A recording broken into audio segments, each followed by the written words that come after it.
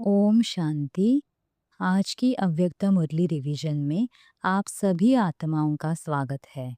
आज की अव्यक्त मुरली की तारीख है 18 जनवरी 1971। आज के इस मुरली से पहला प्रश्न है, सेवा का प्रत्यक्ष फल स्वरूप कब दिखाई देगा और उससे क्या फलीभूत होगा। उत्तर में बाबा कहते हैं, मीठे बच्चे, आवाज से परिस्थिति में स्थित हो, फिर आवाज में आकर आत्माओं की सेवा करने से सेवा का प्रत्यक्ष प्रमाण देख सकेंगे। इससे उन्हों को आपकी अव्यक्त स्थिति का अनुभव होगा और ऐसी अव्यक्त स्थिति में स्थित आवाज के अव्यक्त वाइब्रेशंस का प्रवाह उनको बाप की तरफ आकर्षित करेगा।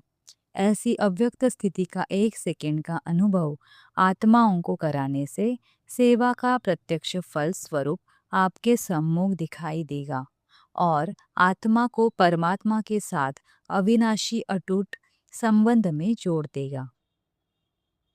ऐसी अनुभवी आत्माएं आवागमन से यानी मन की हलचल से छूट जाएगी। अनुभव की अथॉरिटी आने से आत्मा के ऊपर माया के किसी भी रूप का प्रभाव नहीं पड़ेगा। अब के अव्यक्त स्थिति द्वारा लगन अर्थात संबंध जोड़ने से ही ऐसी आत्माएं भविष्य में संबंध में आएगी। इस तरह कंबाइंड रूप से की हुई सर्विस वारिस बनाएगी। दूसरा प्रश्न है, आज के वरदानी दिन का क्या महत्व है। उत्तर में बाबा कहते हैं, मीठे बच्चे, आज के दिन अपने रिजल्ट को चेक करने का कर्तव्य खुद की चेकिंग से करना है। पहले चेक करो कि अपने में सर्व प्रकार की श्रेष्ठता कितनी है। दूसरी चेकिंग है, संपूर्णता में व सर्व के संबंध में समीपता कितनी आई है। तीसरी चेकिंग है, अपने में व दूसरों के संबंध में संतुष्टता कहाँ तक आई है। और चौथी चेकिंग है, अपने में शूरवीरता कहाँ तक आई है। इन 4 मापदंडों पर खुद को परखना ही वास्तविक रिजल्ट निकालना है। आज का दिन पुरुषार्थ से शक्ति प्राप्त करने का नहीं, लेकिन स्नेह द्वारा शक्ति का विशेष वरदान प्राप्त करने का दिवस है। स्नेह द्वारा वरदाता से कोई भी वर प्राप्त हो सकता है। वरदान के दिवस को जो जितना समझ सके, जो जितना कैच कर सके, उतना वरदान प्राप्त कर सकता है। आज का दिवस सिर्फ स्मृति दिवस नहीं, बल्कि समर्थी बढ़ाने का दिवस है। आज का दिवस खुद को ट्रांसपेरेंट स्थिति व स्टेज में ट्रांसफर करने का दिवस है। तीसरा प्रश्न है, अव्यक्त व आत्मिक स्थिति का अनुभव कराना किसे कहा जाता है। उत्तर में बाबा कहते हैं, मीठे बच्चे, ऐसे ट्रांसपेरेंट हो जाओ जो आपके शरीर के अंदर जो आत्मा विराजमान है वह स्पष्ट सभी को दिखाई दे। आपका आत्मिक स्वरूप उन्हों को अपने आत्मिक स्वरूप का साक्षात्कार कराए। इसे ही अव्यक्त व आत्मिक स्थिति का अनुभव कराना कहा जाता है। ओम शांति। ओम शांति। अगले अव्यक्त मुरली की तारीख है 22 जनवरी 1971। आज के इस मुरली से पहला प्रश्न है, दिल तख्त नशीन आत्मा की 4 निशानियां कौन सी है। उत्तर में बाबा कहते हैं, मीठे बच्चे, जब भी कोई तख्त पर बैठते हैं तो तिलक और ताज दोनों तख्त नशीन की निशानी होती है। इसी रीति दिल तख्त पर विराजमान आत्माओं के मस्तक पर सदैव अविनाशी आत्मा की स्थिति तिलक दूर से ही चमकता हुआ नजर आएगा। सर्व आत्माओं के कल्याण की शुभ भावना उनके नयनों में व मुखड़े से दिखाई देगी। उनका संकल्प, वचन और कर्म बाप के समान होगा और जिन आत्माओं की वो सर्विस करेंगे उन आत्माओं में स्नेह, सहयोग और शक्ति तीनों ही गुण धारण कराने की उनमें शक्ति होगी। दूसरा प्रश्न है, टीचर्स में शक्ति रूप धारणा की कमी की क्या निशानियां हैं। उत्तर में बाबा कहते हैं, मीठे बच्चे, टीचर्स में शक्ति कम होने के कारण उन्हें सर्विस की सफलता नहीं मिलती। जिन आत्माओं की वो सेवा करते हैं उनका हर बात में क्वेश्चन मार्क बहुत होगा। ड्रामा का फुल स्टॉप देना उनके लिए बड़ा मुश्किल होगा। वे अन्य आत्माओं को संबंध में लाएंगे, लेकिन समीप संबंध में नहीं ला सकेंगे। ब्राह्मण कुल के जो मर्यादाएं हैं, उन सर्व मर्यादाओं के स्वरूप नहीं बना सकेंगे। वे कोई ना कोई मर्यादाओं की लकीर का उल्लंघन कर देंगे। जिन आत्माओं की वे सेवा करेंगे, उन्होंने शक्ति कम होने कारण हाई जंप नहीं दे सकेंगे। ऐसी आत्माएं संस्कारों को मिटाने में बहुत टाइम वेस्ट करेंगी। तीसरा प्रश्न है, टीचर्स के फीचर्स कैसे होने चाहिए? उत्तर में बाबा कहते हैं, मीठे बच्चे, टीचर्स को ये लक्ष्य रखना चाहिए कि देवताओं की महिमा की तरह हर एक आत्मा को सर्वगुण संपन्न बनाना है। हर एक से इतनी मेहनत करानी चाहिए जो कोई आत्मा निमित्त बनी हुई टीचर्स को कोई उल्हना ना दे। जो टीचर्स स्वयं गुणों से संपन्न होंगे, उतना औरों में भी गुण भर सकेंगे। टीचर्स को अपने फरिश्तेपन के फीचर्स द्वारा सर्विस करनी चाहिए। अपने सर्विस के दर्पण से अपनी फीचर्स यानी सीरत का उन्हें सहज स्पष्ट साक्षात्कार होगा। अपनी कमजोरियों के लिए ये मेरी नेचर है, ये शब्द कभी भी नहीं निकालने चाहिए, क्योंकि ये शब्द शक्तिहीनता की निशानी है। उन्हें अपने संकल्पों पे विशेष अटेंशन देना चाहिए, ताकि स्टूडेंट निमित्त बनी हुई टीचर्स की कमजोरियों को परख उसका एडवांटेज ना ले सके। ओम शांति। अगली अव्यक्त मुरली की तारीख है 26 जनवरी 1971। आज के इस मुरली से पहला प्रश्न है, विश्व परिवर्तन की जिम्मेवारी उठाने के फायदे क्या है? उत्तर में बाबा कहते हैं, मीठे बच्चे, विश्व के आधार मूर्त बनकर विश्व परिवर्तन की जिम्मेवारी उठाने से सर्व आत्माएं जहां आप कदम उठाओगे वैसे आपको फॉलो करेगी। सर्व के उद्धार मूर्त बनने कारण सर्व आत्माओं की आशीर्वाद मिलती है, जिससे हल्कापन आ जाता है और अवस्था को बनाने में मदद मिलती है। बड़ा कार्य होते हुए भी ऐसे अनुभव होगा जैसे कोई करा रहा है। ये जिम्मेवारी और ही थकावट मिटाने वाली है। दूसरा प्रश्न है, हर एक को अपने लिए कौन सा विशेष प्रोग्राम रखना चाहिए और उससे क्या प्राप्तियां होंगी? उत्तर में बाबा कहते हैं, मीठे बच्चे, सवेरे से लेकर रात तक बीच बीच में कितनी और कैसे अपनी याद की यात्रा रही, इस प्रोग्राम की डायरी बनानी चाहिए। अमृत वेले ही याद का प्लान बनाना चाहिए। स्थूल कार्य में बिजी होते हुए भी नियमानुसार थोड़ा टाइम निकाल के 2-3 मिनट याद में रह के दूसरों को भी याद में रहने की स्मृति दिलानी चाहिए। कोई व्यक्त भाव में ज्यादा है तो अपना अव्यक्त शांत रूप धारण करने से वे भी इशारे से समझ जाएंगे। इससे वातावरण अव्यक्त होगा, बुद्धि को रेस्ट मिलेगी और वायुमंडल को सहयोग मिलेगा। जैसे जैसे साक्षात मूर्त बनेंगे, वैसे ही साक्षात्कार मूर्त बनेंगे। जब सभी साक्षात मूर्त बन जाएंगे, तो संस्कार भी सभी के साक्षात मूर्त समान बन जाएंगे। सभी आपको चलता फिरता फरिश्ता स्वरूप में महसूस करेंगे।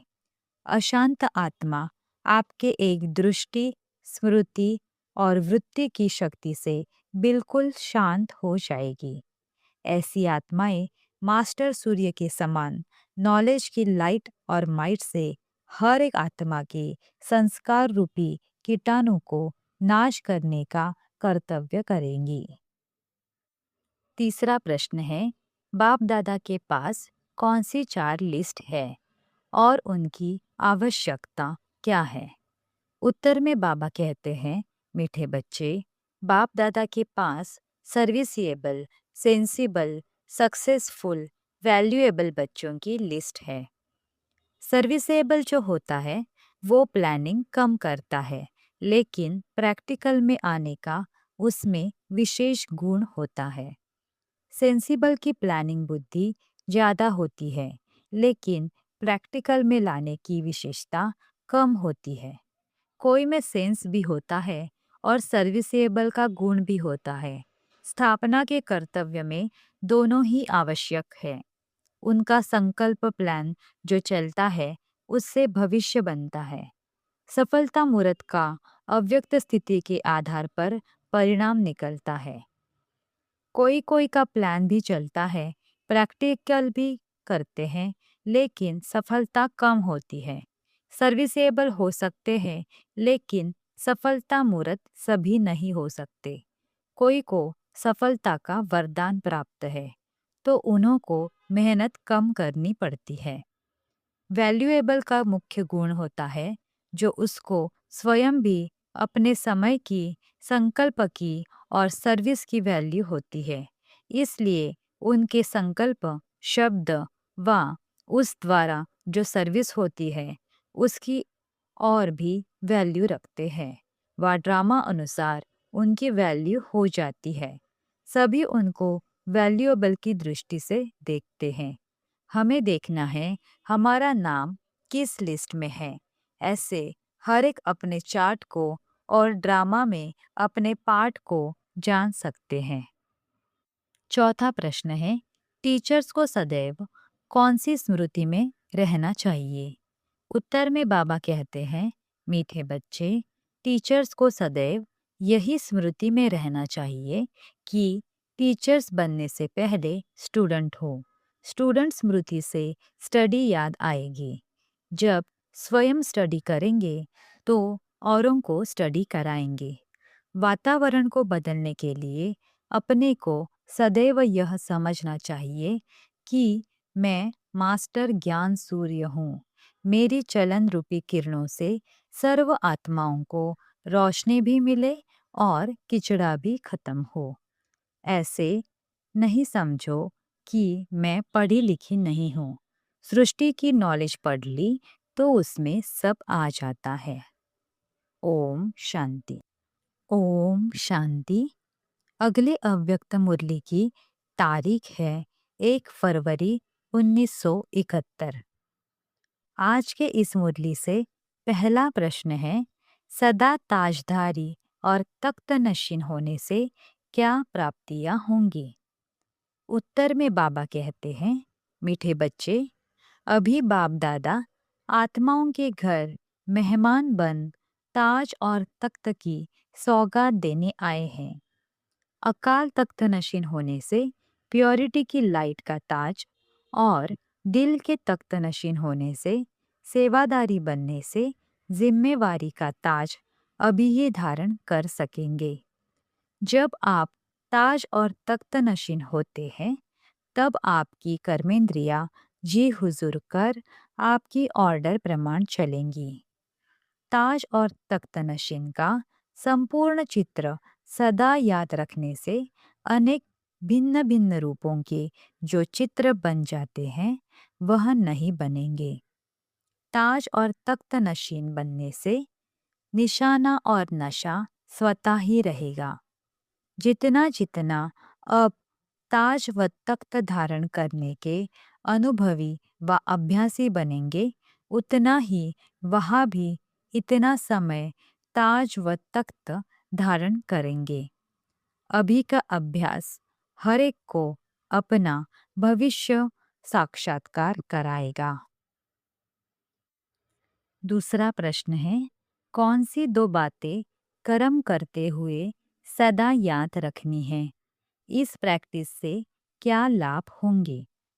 उत्तर में बाबा कहते हैं, मीठे बच्चे, सदैव ये स्मृति में रखो कि मैं हर समय, हर सेकंड, हर कर्म करते हुए स्टेज पर हूँ। हर कर्म में अटेंशन रखने से संपूर्ण स्टेज के नज़दीक आते जाएंगे। दूसरी बात, सदैव अपने वर्तमान और भविष्य के स्टेटस को स्मृति में रखो। तो स्टेज और स्टेटस को सदा स्मृति में रखने से कोई भी कार्य स्टेटस के विरुद्ध नहीं होगा और सदैव ऊंच कर्तव्य करने की प्रेरणा मिलेगी। बाप के समानता के समीप जाने से मन के संकल्प को ऐसे कैच करेंगे जैसे मुख से वाणी सरल रीति कैच कर सकते हो। इसके लिए संकल्पों पर कंट्रोलिंग पावर होनी जरूरी है। तीसरा प्रश्न है, मधुबन और मधुबन निवासी आत्माओं की क्या महिमा है और उनसे हमें क्या प्राप्तियां हो सकती है? उत्तर में बाबा कहते हैं, मीठे बच्चे, मधुबन निवासी बनना ड्रामा के अंदर सौभाग्य की निशानी है। मधुबन वरदान भूमि है और यहाँ आकर वरदाता से व वरदाता द्वारा निमित्त बनी हुई श्रेष्ठ आत्माओं से जितना जो वरदान लेना चाहे वह ले सकते हैं। जो निमित्त बनी हुई श्रेष्ठ आत्माएं हैं, उन्हों की सर्विस, त्याग, स्नेह, सर्व के सहयोगीपन का प्रैक्टिकल कर्म देखते हुए जो प्रेरणा मिलती है वह वरदान रूप में सहज प्राप्त होती है। तो ऐसे पवित्र चरित्र भूमि में आकर हर एक को श्रेष्ठ आत्माओं द्वारा सहज कर्मयोगी बनने का वरदान प्राप्त कर जाना चाहिए। ऐसे सर्व वरदान प्राप्त करते करते स्वयं भी मास्टर वरदाता बन जाएंगे। ओम शांति। ओम शांति। अगले अव्यक्त मुरली की तारीख है 11 फरवरी 1971।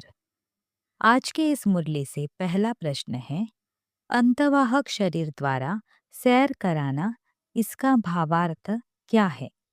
उत्तर में बाबा कहते हैं, मीठे बच्चे, इसका यथार्थ अर्थ है अंत के समय की जो आप लोगों की कर्मातीत अवस्था बन जाती है, तो यह स्थिति होने से एक सेकेंड में कहाँ का कहाँ पहुँच सकते हैं। वास्तव में यह अंतिम स्थिति का गायन है। उस समय आप इस स्थूल स्वरूप के भान से परे रहते हो, इसलिए इनको सूक्ष्म शरीर भी कह दिया है। जितनी जितनी पुरुषार्थ की स्पीड बढ़ेगी उतना ही अपने फाइनल स्टेज के नजदीक जाएंगे। स्पीड से अपनी स्टेज को परख सकते हो। दूसरा प्रश्न है, महाशिवरात्रि के महान पर्व पर बाप की प्रत्यक्षता के लिए क्या तैयारी करनी है? उत्तर में बाबा कहते हैं, मीठे बच्चे, जैसे अपने सेवा केंद्रों पर झंडा लहराते हो, वैसे हर एक आत्मा के दिल पर बाप की प्रत्यक्षता का झंडा लहराओ। शक्ति स्वरूप अर्थात संहारी और अलंकारी बन स्टेज पर आके सेवा करने से सर्वशक्तिमान को प्रत्यक्ष कर सकते हो। अपने भाषण द्वारा भाषा से भी परे स्थिति में ले जाने का अनुभव कराओ। इससे लोगों को आपकी आंतरिक स्टेज का साक्षात्कार होगा।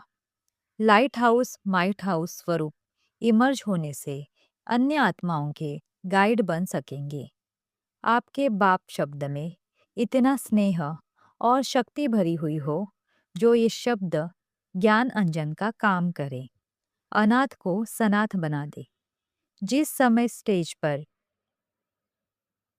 आते हो उस समय की स्थिति एक तो तरस की हो, दूसरी तरफ कल्याण की भावना, तीसरी तरफ अति स्नेह के शब्द, चौथी तरफ स्वरूप में शक्तिपन की झलक हो।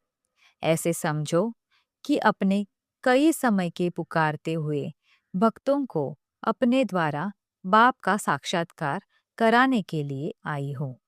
इस रीति अपने रूहानी रूप, रूहानी दृष्टि, कल्याणकारी वृत्ति द्वारा बाप को प्रत्यक्ष कर सकते हो। तीसरा प्रश्न है, श्रेष्ठ स्पीकर्स की क्या विशेषता है? उत्तर में बाबा कहते हैं, मीठे बच्चे, जिन टीचर्स अर्थात स्पीकर्स की स्पीच के साथ साथ पुरुषार्थ की स्पीड भी पावरफुल है, उन्हें विश्व कल्याणकारी, मास्टर, दुखहर्ता, सुखकर्ता कहा जाता है। वह स्वयं इस दुनिया की लहर से परे होने कारण उन्होंकी स्पीच भी अन्य आत्माओं को दुख की लहर से परे ले जाने वाली होगी। वह सदैव एवर रेडी होने से अच्छा प्रभाव डाल सकेंगे। ऐसे श्रेष्ठ स्टेज पर ठहर कर स्पीच करने वालों को श्रेष्ठ स्पीकर्स कहा जाता है। आबू में इसका ही यादगार गौमुख रूप में है। टीचर्स को अपने को बड़ी जिम्मेवारी के निमित्त समझ अटेंशन से हर एक कदम उठाना है। जो जितनी बड़ी जिम्मेवारी उतना ही बड़े ताजदारी बनेंगे और उतने ही हल्के रहेंगे। जिम्मेवारी का ताज और तख्तधारी बन कर्म करने से वो विश्व के लिए एग्जाम्पल बनेंगे और उनका चरित्र गायन योग्य होगा। ओम शांति।